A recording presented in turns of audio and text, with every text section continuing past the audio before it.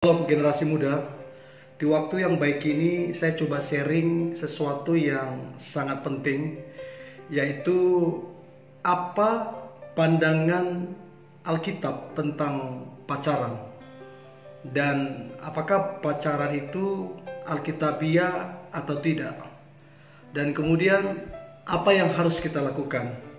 So teman-teman muda, sebelum kita bahas lebih jauh, jangan lupa subscribe, terus tekan tanda loncengnya supaya tidak ketinggalan video-video terbaru yang akan saya sampaikan. Oke. Nah, teman-teman muda, kalau kita baca firman Tuhan dari perjanjian lama sampai perjanjian baru, maka kita tidak menemukan istilah pacaran.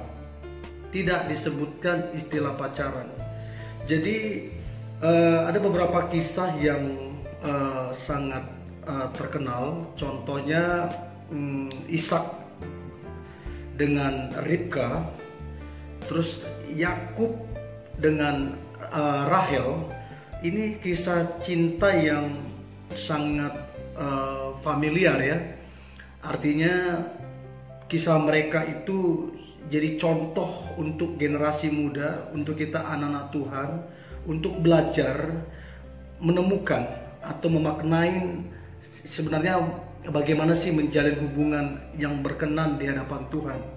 Jadi kalau kita pelajari mereka, pelajari Ishak dengan Ribka, pelajari Yakub dengan Rahel, maka tidak ada di sana disebutkan istilah berpacaran. Yang benar adalah perkenalan, pertunangan, dan kemudian pernikahan. Saya ulang, Alkitab itu cuma menjelaskan dan menggambarkan. Dalam menjalin satu hubungan, dijelaskan ada perkenalan di sana, sama seperti Ishak, Ribka, mereka tidak ada pacaran. Sama seperti Yakub dengan Rahel, tidak ada pacaran di sana. Mereka perkenalan, pertunangan, dan pernikahan.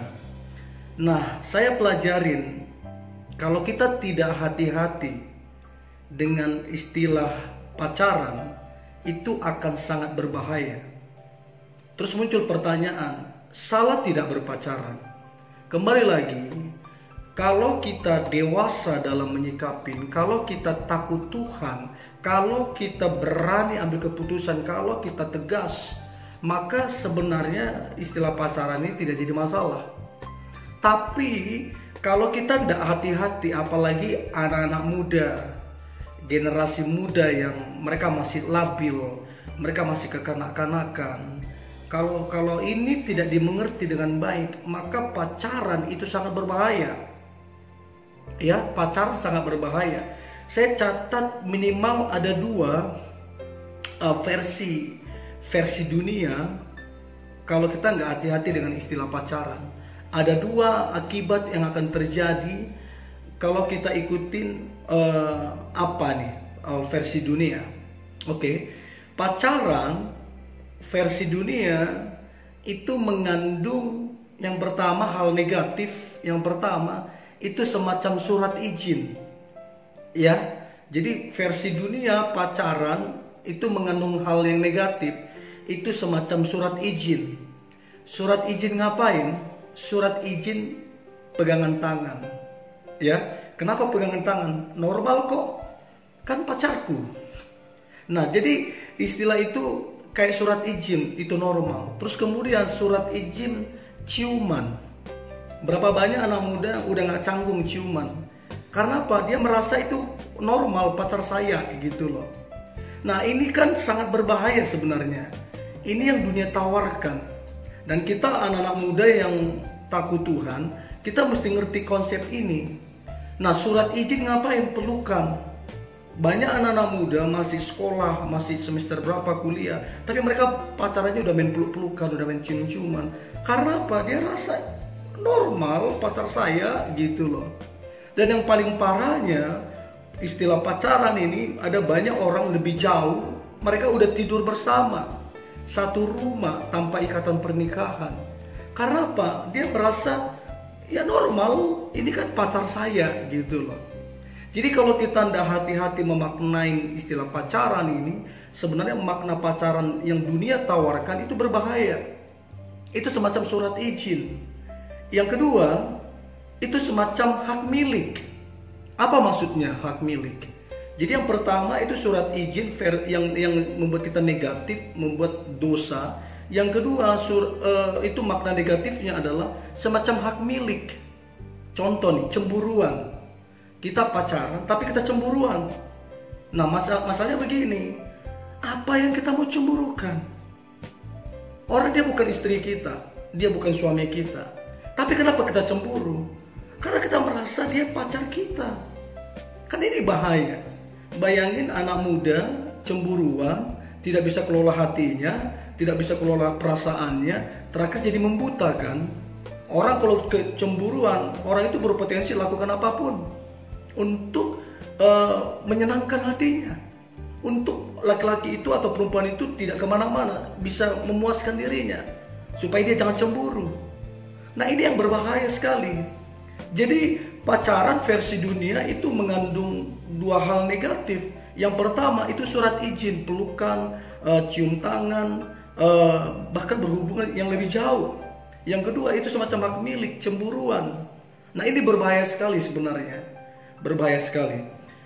Nah sekarang sebagai hamba Tuhan, saya kasih solusi dan saya berdoa ketika teman-teman muda yang nonton ini kalian praktekkan. Aku berdoa hidupmu maksimal, berkatmu maksimal, dan masa depanmu juga luar biasa. Nah muncul pertanyaan, boleh apa tidak berpacaran? Nah kalau bagi saya, ini bukan masalah pacarannya, ya, bukan masalah pacarannya. Tapi bagi saya, daripada kita membuat status label, sementara kita masih sekolah, kita masih kuliah, dan kita belum siap, ya, bagi saya begini, pacaran itu untuk menikah. Jadi kalau kita belum siap menikah, berarti kita belum siap pacaran. Itu jelas banget, clear. Pacaran itu untuk nikah. Tapi kalau kita belum siap nikah, jangan pacaran. Buang-buang waktu. So, jadi ini bukan masalah boleh apa tidak pacaran. Kalau bagi saya, daripada buat status yang begituan, lebih bagus kita bicara secara dewasa. Makanya gini, jangan jalin hubungan kalau kita belum dewasa. Jangan jalin hubungan kalau orang itu belum dewasa. Akan jadi masalah. Jadi kalau kamu udah dewasa, orang itu juga dewasa, mari bicara. Apa yang dibicarakan? Yang dibicarakan adalah komitmen. Ya, artinya begini. Saya, kamu, mari kita jaga hati, ya. Tanpa status ikatan apapun, tanpa ikatan pacaran. Nah dari situ proses waktu akan bawa kita mengenal orang ini. Artinya tanpa ikatan pacaran, dia hidupnya benar, dia pekerjaannya benar, terus di keluarga juga jadi berkat, terus juga melayani. Seiring prosesnya waktu kita bisa pelajarin, oh ternyata benar orang ini komitmennya sangat tinggi, integritasnya sangat bagus, dan takut Tuhan, dewasa, bertanggung jawab. Nah orang begini next, kalau udah kamu yakin, karena begini, tanda bahwa orang itu adalah jodoh kita, minimal ada beberapa hal. Yang pertama, kita damai sejahtera. Yang kedua, kita yakin. Jadi selama proses kita komitmen tanpa pacaran, kita lihat nih prosesnya itu berapa lama. Terus muncul damai sejahtera di hati kita, muncul di hati kita itu keyakinan, terus muncul juga sukacita di hati kita. Maka itu kemungkinan besar dia adalah pasanganmu. Apalagi dia takut Tuhan, dia jujur, dia kerja keras, dia apa adanya. Itu ya. Jadi pesan saya, mendingan anak-anak muda bangun saja komitmen, dan kamu lihat integritasnya di situ, kamu lihat karakternya di situ. Dan saya percaya laki-laki dewasa, laki-laki yang dari Tuhan akan menjaga yang namanya komitmen. Ya. Nah, ini penting banget. Jadi komitmen dibangun, kita bicarakan. Kalau kamu selingkuh, ya, kalau kamu ternyata ada dekat sama orang, maka komitmen kita itu selesai. Jadi kita aman. Aman. Kenapa orang bersedih waktu putus? Kenapa orang menjadi stres waktu putus, bahkan tidak sedikit mengakhiri hidupnya? Karena hatinya terluka. Nah, tapi kalau kita cuma buat komitmen, terus kita ditinggalin atau apapun, hati kita nggak terluka. Karena nggak ada luka yang diciptakan di situ. So ini akan sangat menolong sebenarnya. Nah, kemudian kapan sebaiknya membuat komitmen? Ini penting banget. Kapan sebaiknya membuat komitmen dengan seseorang? Maka jawabannya adalah ketika kamu sudah dewasa. Ya, kalau kamu sudah dewasa, kamu berarti siap menikah, maka mulailah bangun komitmen di situ. Ya, Alkitab bilang dalam Kidung Agung 2 ayat 7, janganlah kamu membangkitkan dan menggerakkan cinta sebelum diingininya. Artinya jangan bangkitkan dan menggerakkan sebelum dingin, sebelum jadi waktunya. Ya, apa saja sebelum waktunya itu nggak baik. Masak beras belum waktunya matang kita angkat, ya nggak jadi nasi. Masak air untuk dipanasin sebelum ini kita angkat juga lain rasanya. Jadi apa saja yang belum waktunya itu kalau kita pergunakan, kita paksakan, maka hasilnya tidak baik. Jadi tunggu sampai kamu dewasa. Ya, Alkitab bilang Tuhan membuat segala sesuatunya indah. Ya, semua indah. Sabar. Sabar.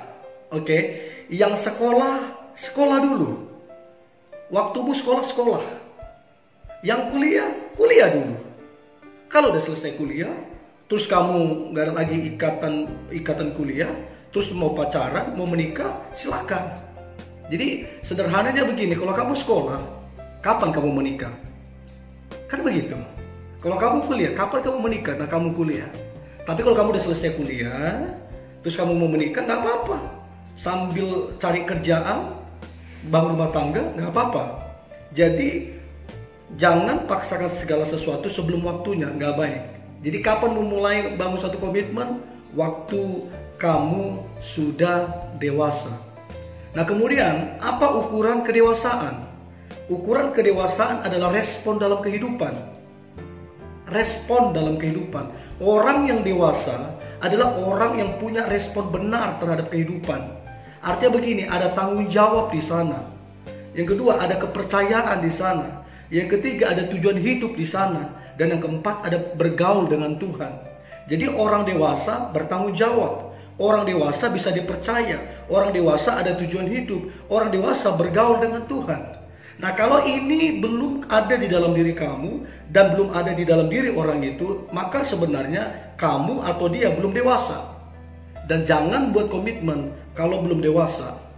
Oke? Nah, kemudian orang seperti apa yang cocok diajak komitmen bersama? Ya, orang seperti apa yang cocok diajak berkomitmen sama-sama? 2 Timotius 2 ayat 22. 2 Timotius 2 ayat 22. Sebab itu jauhilah nafsu orang muda, kejarlah keadilan, kesetiaan, kasih, damai bersama-sama dengan mereka yang berseru kepada Tuhan dengan hati yang murni. Jadi orang yang bisa diajak komitmen adalah orang yang menjauhi nafsu. Ya, artinya tidak nafsuan selama kalian jalan komitmen. Orang yang mengejar keadilan, orang yang mengejar kesetiaan, orang yang mengejar kasih dan damai sejahtera. Orang begini harus diajak. Orang begini standar untuk kita membangun satu komitmen. Nah, kemudian orang seperti apa yang tidak cocok diajak komitmen? Yang tadi yang cocok diajak komitmen. Yang kedua, orang seperti apa yang tidak cocok diajak komitmen? Yang pertama tidak seiman. Oke, tidak seiman. Ini udah jelas. Alkitab bilang janganlah kamu menjadi pasangan yang tidak seimbang. Sebab persamaan antara apakah? Antara gelap dengan terang. Apa persamaannya? Janganlah kamu jadi pasangan yang tidak seimbang antara orang yang percaya dengan orang yang tidak percaya. Jadi jangan membangun komitmen dengan orang yang tidak mengasihi Allah, yang tidak percaya kepada Yesus. Jangan. Terus kemudian jangan juga membangun komitmen sekalipun orang percaya, orang seiman, tapi tidak seamin. Ya, boleh ngerti maksudnya ya. Jadi gak cukup seiman, tapi seamin. Nah itu yang paling keren tuh. Jadi orang yang tidak cocok diajak komitmen adalah orang yang tidak mengasihi Allah, yang tidak percaya bahwa Yesus adalah Tuhan dan Juru Selamat, orang yang tidak seamin dengan kamu. Ya, jadi itu penting banget. Itu yang pertama. Yang kedua, orang yang tidak cocok diajak komitmen, yang kedua adalah 1 Korintus 5 ayat 11. 1 Korintus 5 ayat 11. Tetapi yang kutuliskan kepada kamu ialah supaya kamu jangan bergaul. Jelas banget. Supaya kamu jangan bergaul dengan orang yang sekalipun menyebut dirinya saudara adalah orang cabul, ya, kikir, pelit, penyembah berhala, oke, pemfitnah. Ada banyak saya ketemukan orang suka fitnah, pemabuk. Dengarkan baik ini, pemabuk yang suka minum-minum, ya, yang suka merokok, terus penipu yang suka nipu. Nah orang-orang demikian Alkitab bilang jangan kamu bergaul, sebab Alkitab bilang pergaulan yang buruk merusak kebiasaan yang baik. Jadi orang-orang yang tidak cocok diajak untuk komitmen adalah yang pertama tidak mengasihi Allah, tidak seiman, tidak seamin. Yang kedua, orang yang tidak cocok diajak untuk komitmen adalah orang yang cabul, pikiran negatif, pikiran kotor, pikiran najis. Yang kedua, kikir, pelit. Yang ketiga, penyembah berhala. Yang keempat, pemfitnah. Dan yang kelima, pemabuk dan penipu. Orang-orang begini jangan ajak komitmen, bahaya. Oke, ini jelas banget nih pesannya. Jadi jangan lagi ditawar-tawar, tapi Pak, Tuhan kan bisa jamah, tapi kan Pak bisa ini. Begini, kalau Tuhan larang berarti jangan. Kalau Tuhan larang jangan. Kenapa lagi kita pakai alasan ini. Kalau Tuhan larang jangan. Oke ya, kalau kita ikuti firman, maka Tuhan bertanggung jawab. Tapi kalau kita ikuti keinginan kita, Tuhan gak bertanggung jawab. Itu tanggung jawab kita. Oke, Anda pesan apa, Anda yang bayar. Tapi kalau Tuhan yang pesan, Tuhan yang bayar. Oke, jadi orang yang tidak cocok diajak komitmen adalah orang yang tidak mengasihi Tuhan, tidak seiman, tidak seamin. Yang kedua, dia yang cabul, kikir, penyembah berhala, pemfitnah, pemabuk dan penipu. Yang ketiga, orang yang tidak cocok diajak untuk komitmen adalah pemarah. Orang yang pemarah. Amsal 22 ayat 24. Amsal 22 ayat 24. Jangan berteman dengan orang yang lekas gusar, cepat marah. Jangan bergaul dengan seorang pemarah. Gampang banget tuh hatinya ini. Gampang banget tuh hatinya marah. Gampang banget tuh hatinya gusar. Jangan bergaul dengan mereka. Bergaul aja jangan, apalagi bangun komitmen. Jadi coba pelajari karakternya. Ini orang pemarah apa tidak? Orang ini gampang gusar apa tidak? Kalau kamu pelajari terus kamu dapatin hal itu, jangan bangun komitmen dengan dia, ya. Terus kemudian itu yang ketiga. Yang keempat, orang yang tidak cocok diajak komitmen. Yang keempat adalah pemalas. Pemalas.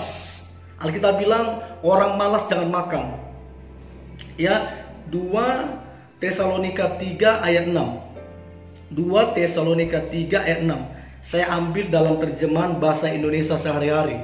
Dikatakan begini, saudara-saudara, atas kuasa Tuhan Yesus Kristus, kami perintahkan supaya kalian menjauhi semua orang yang hidup bermalas-malasan, yang dan tidak menuruti ajaran-ajaran yang kami berikan kepada mereka. Oke, jadi yang keempat yang tidak cocok diajak komitmen adalah mereka yang pemalas, malas kerja, malas lakukan ini, kerjanya cuman tidur, makan, tidur. Nah, orang-orang gini akan membuat kerusuhan di mana-mana. Malas. Alkitab bilang, lihat kepada semut dan belajarlah kepada semut. Orang pemalas itu mesti belajar sama semut. Artinya itu agak kasar sebenarnya. Belajar dari hewan. Ya, jadi jangan ajak komitmen orang-orang pemalas. Ya, jelas ini perempuan-perempuan atau laki-laki muda. Ya, jangan karena cantik, karena ganteng, kamu cuek, dia pemalas, ya nantilah itu gampang. Jangan. Ikuti apa yang firman katakan. Dan yang kelima yang terakhir. Orang yang tidak cocok diajak komitmen adalah pembohong. Oke, Amsal 12 ayat 22. Amsal 12 ayat 22 dikatakan gini, orang yang dusta bibirnya adalah kekejian. Orang yang dusta bibirnya adalah kekejian bagi Tuhan, tetapi orang yang berlaku setia dikenannya. Oke, jadi orang yang pembohong itu aja sudah kekejian bagi Tuhan. Makanya gitu, pelajari tuh orang ini, suka bohong gak? Hal-hal kecil bohong gak? Sebab kalau dia terbiasa berbohong itu akan jadi karakter. Dan kalau sudah jadi karakter itu bahaya sekali. So, teman-teman muda yang kukasihi, Alkitab tidak mencatat istilah pacaran, ya. Yang benar adalah perkenalan, pertunangan, pernikahan. Oke. Terus yang kemudian hati-hati dengan istilah pacaran, sebab pacaran itu semacam surat izin untuk buat dosa, pegangan, pelukan, ciuman, tidur bareng dan lain-lain, seperti hak milik, cemburuan, segala macam. Jadi yang paling tepat adalah komitmen. Oke, komitmen. Dan tanda orang berkomitmen adalah dewasa. Oke, jadi itu jelas. Nah, tanda orang yang dewasa adalah responnya benar dalam kehidupan. Jadi ada step-stepnya tuh, ya. Jadi ajak orang yang berkomitmen. Tanda orang berkomitmen adalah dewasa. Tanda orang dewasa adalah punya respon hidup yang benar. Nah, orang yang cocok diajak bersama, hidup bersama adalah orang muda yang mengejar kekudusan, keadilan, kesetiaan, kasih, damai sejahtera, dan lain-lain. Dan orang yang tidak cocok diajak komitmen adalah yang tidak mengasihi Allah, tidak seiman, tidak seamin. Terus kemudian orang yang cabul, yang kikir, penyembah berhala, pefitnah, pemabuk, dan penipu. Kemudian yang ketiga, yang orang yang tidak cocok diajak komitmen adalah pemarah. Ya, itu jelas. Saya sudah tadi jelaskan. Yang keempat adalah pemalas. Dan yang kelima adalah pembohong. So, anak-anak muda, ini jelas banget. So, pacaran Alkitabiah apa tidak? Maka saya jelaskan dengan baik. Alkitab tidak mencatat istilah pacaran. Yang Alkitab catat perkenalan, pertunangan, dan pernikahan. Ya, so bangunlah komitmen. Dan aku berdoa, komitmen yang kau bangun akan takut akan Tuhan. Maka komitmen itu akan mengantarmu kepada hubungan yang diberkati Tuhan dan berhasil dalam kehidupan. So, anak-anak muda, jangan lupa subscribe, terus tekan tanda loncengnya untuk tidak ketinggalan video-video yang terbaru dari saya. Saya akan bahas banyak hal tentang LDR-an, tentang hubungan yang diberkati Tuhan, tentang hubungan yang tidak direstui orang tua, tentang jomblo, kapan jodohku tiba. Ada banyak yang lain. Tanda jodoh saya apa? Akan ada banyak yang lain yang saya akan bahas sesuai dengan standar firman. Sehingga hubungan kita, hubungan yang diberkati Tuhan. Sehingga masa lalu kita tidak salah bergaul. Sehingga hidup kita diberkati Tuhan. So, tetap sukacita anak-anak muda. Tetap andalkan Tuhan dan tetap semangat. Tuhan Yesus memberkati. God bless you.